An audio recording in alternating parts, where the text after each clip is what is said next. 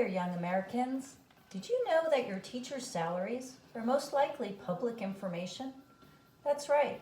If you go to public school in the US of A, the people who taught you your ABCs and how to speak and spell have salaries that are yours for the viewing.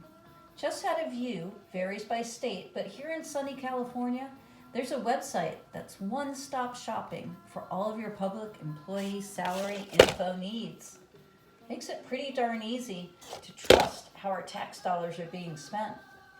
In case you didn't know, there's a whole world of websites and open public meetings in your community where you can be part of the conversation.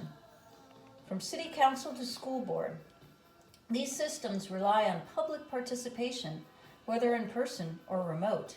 They are quite literally the talk of the town.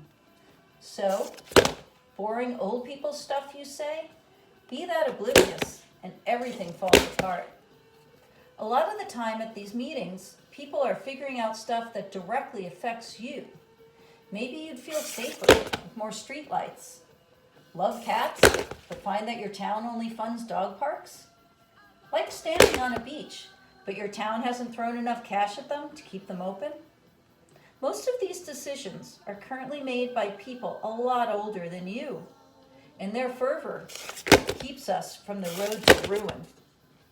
When you're young, you might not know these meetings exist.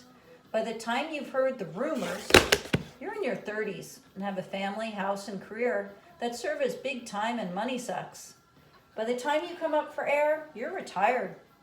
And nothing against old people, but sometimes that perspective doesn't reflect your new values.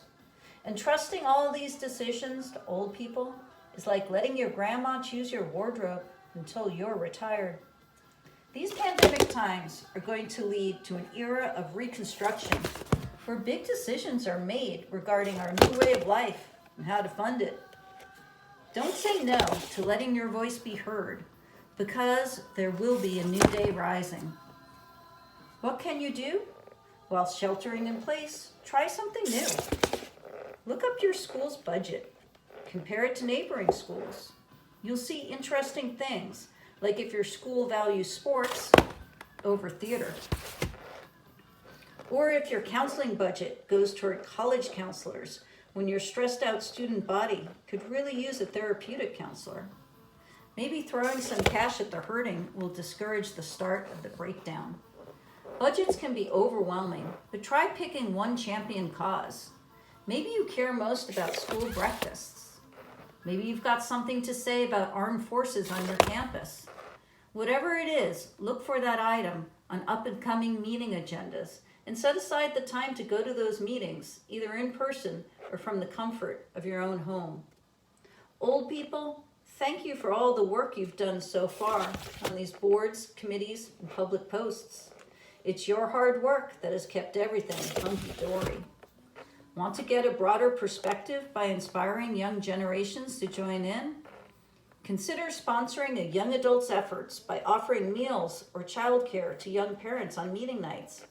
Make sure students get community service hours when they attend public meetings. Parents, excuse your kid from chores on meeting nights.